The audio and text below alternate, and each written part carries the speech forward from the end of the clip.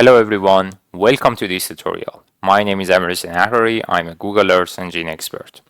In this tutorial, I'm going to show you how to calculate water body area, surface water body area using Google Earth Engine platform, Xarray library, and particularly clustering techniques.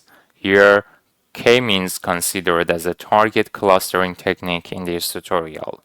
So, as you can see at the end of this tutorial, you will be able to separate the water body from non-water body areas, and also you will be able to calculate the area of the water body for the target year or target date. This tutorial is beneficial for those of you who are interested to water body detection and water body monitoring. Okay, if you want to learn how to do this process from scratch, follow this tutorial. So, make a new notebook in the Colab environment because we have focused on Python API capabilities related to Earth Engine platform. So, first of all, we need to call those of Python libraries allowing us to work with the Google Earth Engine platform. For example, import EE and import GEE map. Then we need Xarray, as you can see, to deal with the XEE library in the Google Earth Engine. Xarray is necessary. So import Xarray as XR. We are waiting until installation is done. This tutorial uploaded on my YouTube channel, and feel free to share it with other remote sensing fans in all around the world. I will try to explain everything step by step, and you can follow and do it for your own study area. This tutorial can be used for whole of the world and not limited to a specific area or a specific kind of satellites. So another library is XEE. Let's install it because it's not built-in available in the Earth in the Colab environment at least. Pip install XEE, then import it like this without any challenge. Everything is simple. I will try to make it as simple as possible. So hide the details and go to next step. In the next step, I'm gonna make a bridge between Colab and Earth Engine. Let's start it with authentication. EE authenticate and initialize. Initialize the account connected to your Earth Engine. Project name. The project name shows the name actually refers to the name of your account connected to the Earth Engine and cloud environment. If you want to know what is your project name, go to the code editor environment, upper right, click on project info. The cloud project is that project name we were looking for. So there it is. This is my project name and you need to add yours. The next argument, OPTURL. So if you go to the XEE GitHub page, then you can find the detailed structure or detailed information about OPTURL. So here you can find it. Just copy and paste, just like that. Now Colab asking you permission to connect to your Earth Engine account. Click on Allow because we want to grant the permission. Click on Continue again. From now on, you will be able to use Earth Engine capabilities in the Colab or Python environment. So, in the next step, we need to identify the region of interest. Okay, let's make a new variable. We need an interface like global map allowing us to find the target area. From GEE map, call the map function, sets base maps equals to satellite view. After a few moments, you will have a user interface that shows a satellite view of globe.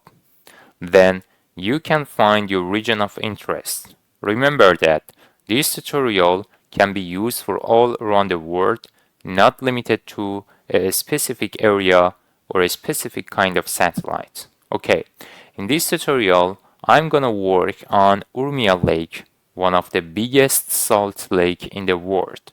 So it is located in the northwest of Iran. As you can see, this is Urmia Lake available here, and through the drawing tools available here, I'm gonna select the region of interest. For example, I'm drawing a small rectangle that covers the whole of the lake. In the next step, I need to have this area as a variable. Make a new cell again, a new variable ROI created, sets to, then from the map, now we want to select the drawing feature.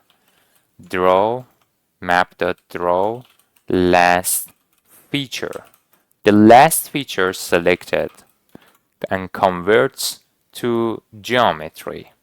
So there it is. This is the region of interest with 5 vertices available here. You can see the list of coordinates easily without any challenge. So this is about the study area. We did it successfully. In the next step, I need to call Landsat surface reflectance product for the period of time I want to work. Go to the code editor environment and then search places on dataset. Type this, Landsat collection 2, Landsat 8 for example. Landsat 8 collection 2 level 2. There it is. Collection 2 level 2 is a kind of processing level that refers this data atmospherically and radiometrically corrected, and there is no problem for pre-processing or doing such kind of atmospheric technique. So import it to see the code link, to see the data link and the data description. Through the collection snippet, you can copy the image collection into Colab environment or any other area, because just we are copy the ID of a satellite to another area. So Landsat variable equals to Earth engine.image collection 2 level 2 data. Then we need to make spatial and temporal filter. That filter bounds your data to ROI, and then filter dates. Another thing, you can select a period of time in which you want to do water body detection. For example, I'm gonna select 2 years as a period of time from 2000, or 5 years. Let's do it from 2021 to 2025. There it is. This is the period of time I consider it for the study area. So let's run a code and then make a print to make sure everything is fine and there is no problem regarding to the calling the data and filtering the techniques. Now it's in process. Actually, the printing depends on the volume of the data. So as you can see, 430 elements returns, and for each date we have one Landsat image including 19 bands. 7 of this refers to surface reflectance, and the rest are those of bands we want to use for the extra analysis. If you want to get more information about the bands, data, and characteristic, feel free and go to the data description here and get more information. Even you can open it up into a new page and get more information about the product. Okay, now we are sure that everything is fine, but in the next step, we need to calculate the normalized difference water index. To do this, first we need to remove the cloud impact using the QA band, QA pixel band, including different bits, and each bit belongs to one impact or one phenomenon. For example, cloud, shadow, and also the cirrus cloud should be actually removed or masked from the input images, because we want to make an average image for the whole period of time and then do the clustering and area calculation. Okay, now in the next step, we need a function about NDWI. So NDWI include one argument or one input. Here the IMG, I consider the Landsat images as IMG imported into the function. When each Landsat data imported into the function, first I'm gonna find the QA pixel. So from QA sets to, from input image, select the QA pixel. There it is. But the writing should be same. Yes, QA pixel selected. From the QA band, we must select the cloud pixels and the shadow and also cirrus. And then bit number 2, the cirrus cloud. So now cloud equals to bit number 2 from the QA dot bitwise and. Okay, bitwise ands allowing us to select each bit related to each phenomena. Okay, the cloud is the first target, bit number 3. We should write it like this. From 1, actually shifting to the left by bit number 3, 3 bytes, 3 bits, and then select all pixels not equals to 0. Let's do it for the other bits, bits number 2 and bit number 4. Cirrus from QA dot bitwise and.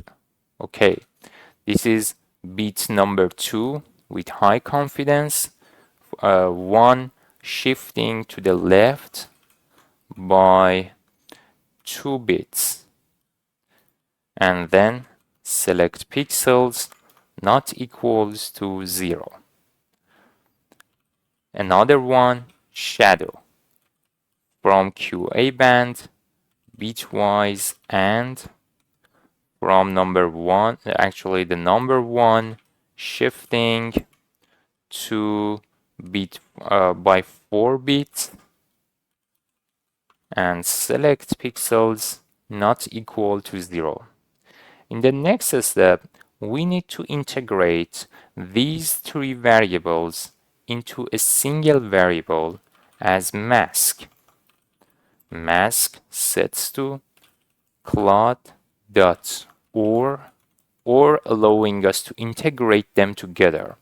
When actually, as you can see, when the AI assistants actually showing or offering the rest of the code, if you press on tab 2 times, there it is. You can see the rest of the code, or you can actually have it without typing. But I prefer to write it by own. Just want to show you this is a kind of capability in the Colab environment and you can use. Okay, this is the mask layer. The mask layer created. The next is about the index. We want to calculate the normalized difference index, normalized difference water index from the input IMG. First, remember that there is a scale and factor for the NDWI. So we need to make a variable as bands sets to select surface reflectance bands first and then multiply them to the scale value just like this. Dot multiply to the scale value and add to the offset value. This is the linear model actually allowing us to convert the integer digital number values to the float surface reflectance values. This is necessary before calculating any indices using Landsat data because we need to use the surface reflectance as an input for the NDWI or any other spectral indices in the remote sensing. So the index next sets to get the corrected bands and calculate the normalized difference. Normalized difference. There are different equations for the water body. One of them, or the most popular one, is NDWI based on near infrared and green band. So first call the band green and the next near infrared band. The near infrared is the key, is effective band actually to separate the water from non-water area. So band number 3 and band number 5. Then rename it as NDWI. Function returns the index finally, but the index must be actually must be cloud excluded through the masking process. Dot update mask to exclude the clouds, just mask dot not. Then we must have the system time start as an important and essential or no, because we want to in this tutorial I'm gonna make a single image, so no time series considered here, so we don't need to any properties anymore. So let's run the function. The function is ready and then must be applied on Landsat data. So but let's do the copy properties again because I just forgot that, because in the next step maybe we want to do conversion between Landsat, between image collection and Xarray structure. In that case maybe some of the properties essential, so let's do the copy properties to avoid any potential problems. So that's copy properties img.property names. There it is. Let's run. The NDWI function now is ready. So the Landsat NDWI sets to bring Landsat data, make a loop structure through the map, and then apply NDWI function. Let's run. So the Landsat NDWI is ready for the whole period of time, and already cloud and cloud related impact, all of them excluded from the index from the NDWI images. And now you can see 430 elements returned, and all of them including only one band, that is NDWI. So everything is fine, and also we have all the properties listed here. In the next step, I'm gonna use the XEE library and Xarray to convert the image collection format. As you can see here, we have an image collection and we need to convert it from an image collection into a Xarray structure. The array structure allowing us to do analysis faster, and this is the kind of framework allowing us to apply machine learning techniques on satellite data. So now make a new variable like dataset from Xarray library called open dataset. Couple of arguments considered here. The first one is the input image, that is Landsat NDWI. The engine must be Earth engine. The coordinate system EPSG 4326 WGS84, and the EPSG 4326 is same for all around the world. So the scale refers to the pixel size. So the pixel size here should be 30 meter, but as the WGS84 has a degree unit, we need to convert the scale to the degree structure.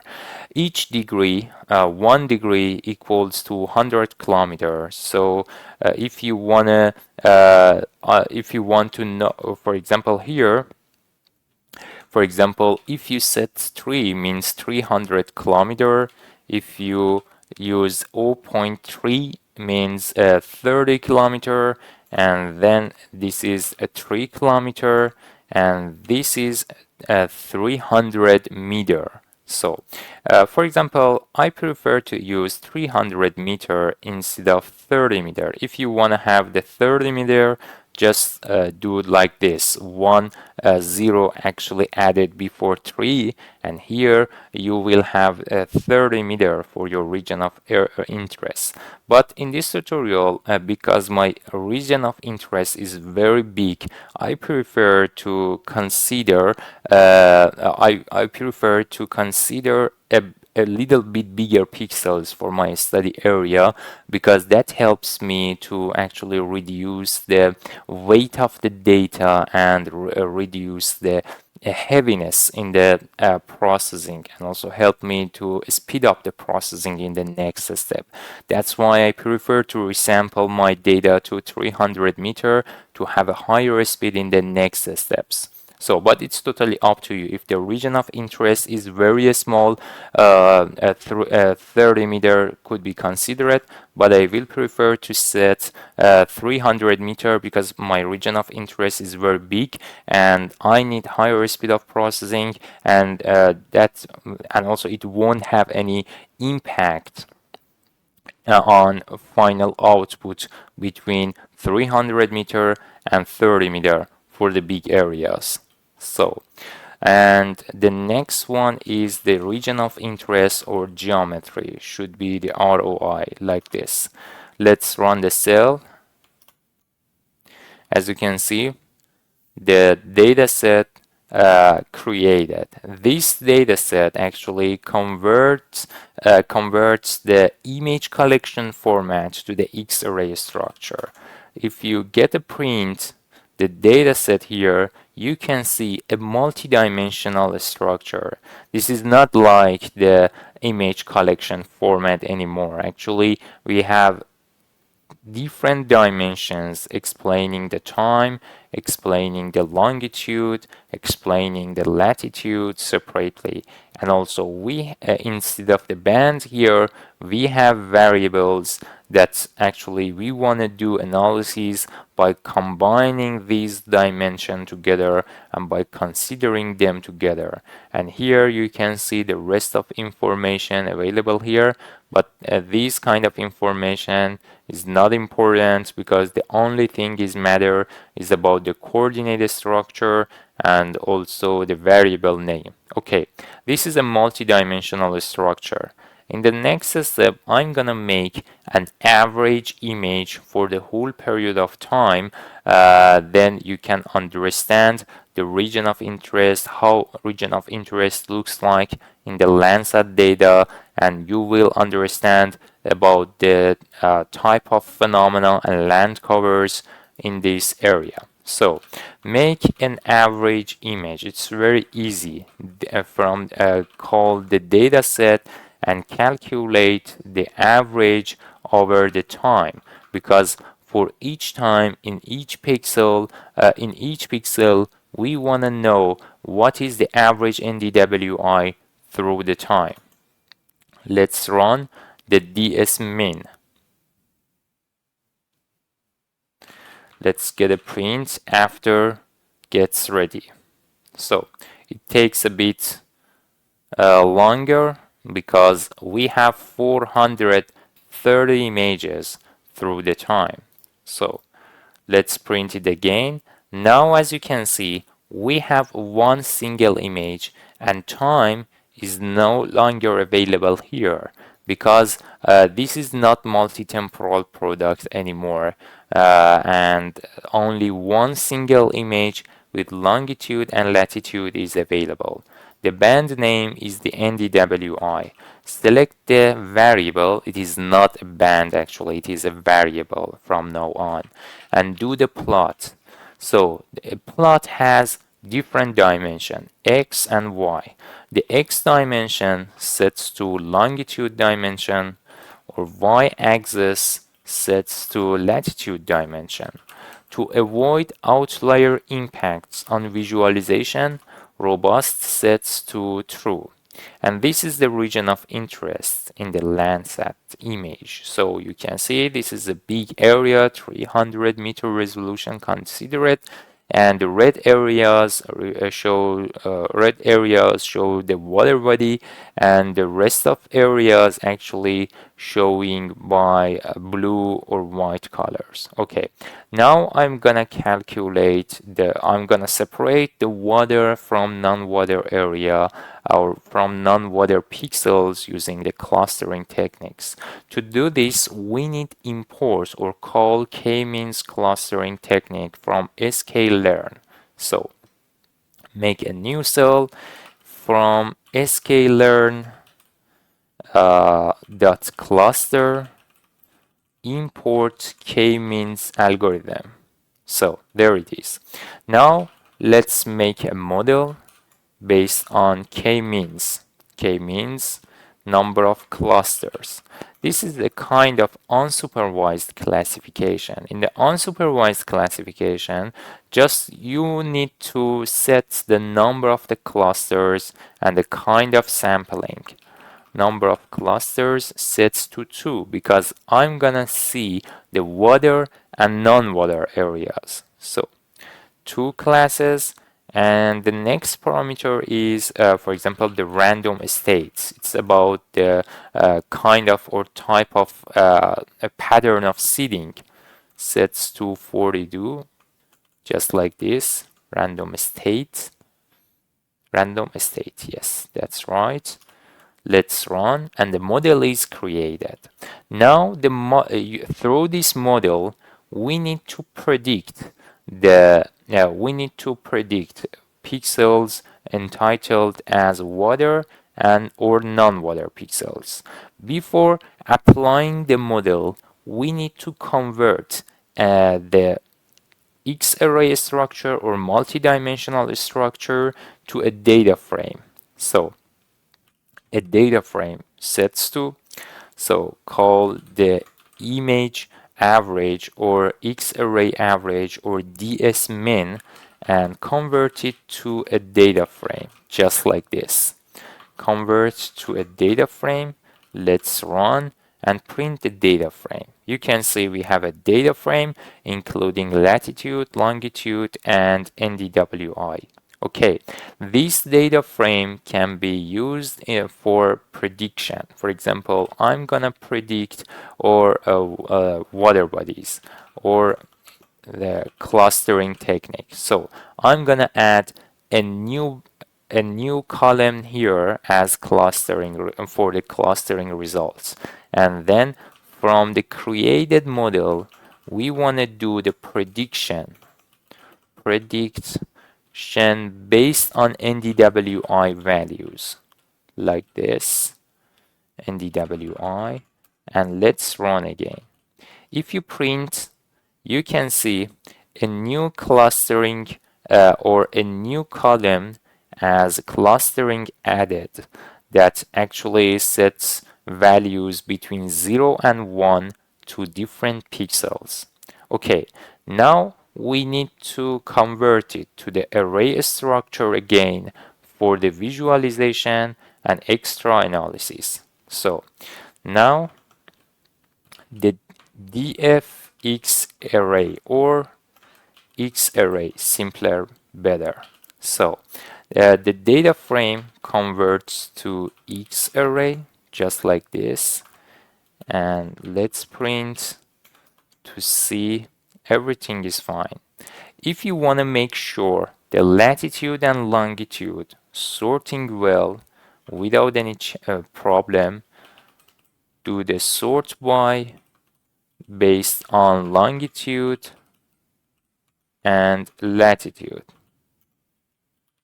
There it is.